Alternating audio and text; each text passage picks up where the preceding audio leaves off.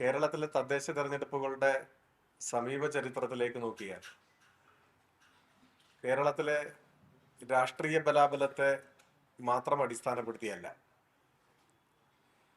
അപൂർവം സന്ദർഭങ്ങളിൽ ഒരിക്കലോ മറ്റോ ഒഴിച്ചാൽ ബാക്കിയെല്ലാം ഇടതുപക്ഷത്തിന് അനുകൂലമായ ഒരു വിധിയാണ് തദ്ദേശ തെരഞ്ഞെടുപ്പിൽ പൊതുവിൽ വരാറുള്ളത്.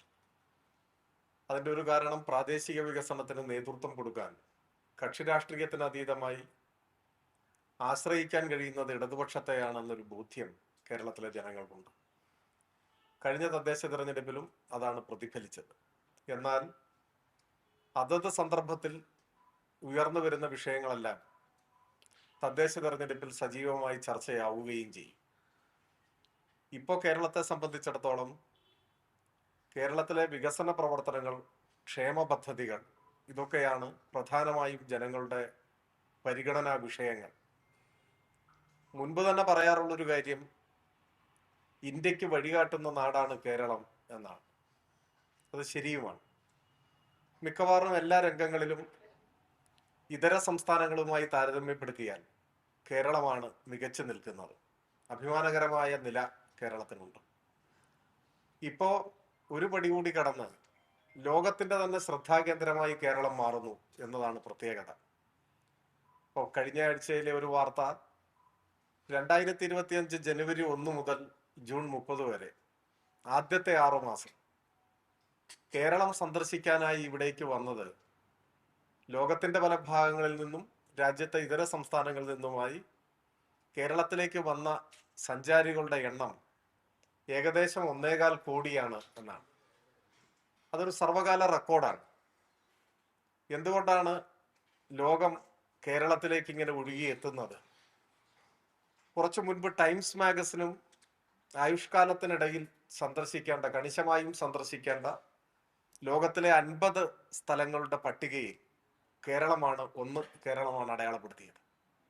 കേരളത്തിന്റെ ഭൂപ്രകൃതിയോ കാലാവസ്ഥയോ മാത്രമല്ല, ലോകരാജ്യങ്ങളിലുള്ളവരെ സംബന്ധിച്ചിടത്തോളം കേരളം ഒരു വിസ്മയമാണ്.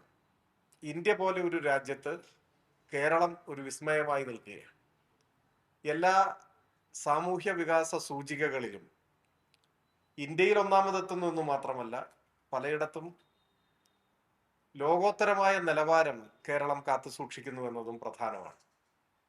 ഇപ്പൊ ശിശുമരണ നിരക്ക്, മാതൃമരണ നിരക്ക്, പ്രതീക്ഷിത ആയുസ് എന്നിങ്ങനെ ഏത് സൂചിക എടുത്ത് പരിശോധിച്ചാലും അമേരിക്കയോടൊപ്പം സ്കാൻഡിനേവിയൻ രാജ്യങ്ങളുമായി മത്സരിക്കുന്ന തരത്തിൽ, സിംഗപ്പൂരിന്റെ സമീപം, അങ്ങനെയൊക്കെയാണ് കേരളത്തിന്റെ ഒരു നില.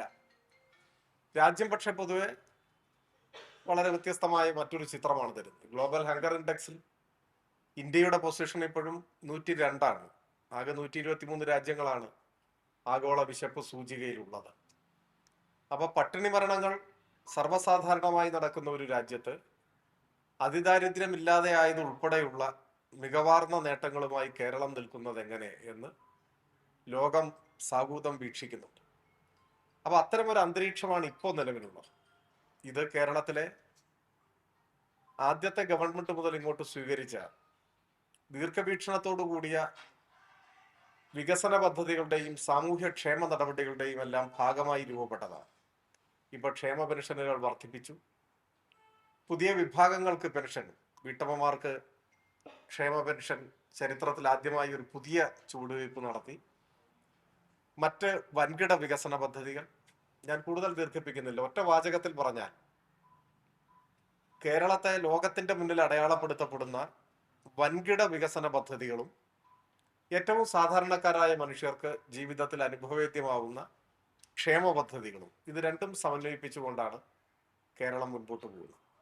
ഇതെല്ലാം ഈ തെരഞ്ഞെടുപ്പിൽ ചർച്ച ചെയ്യപ്പെടും എന്ന കാര്യത്തിൽ സംശയമില്ല.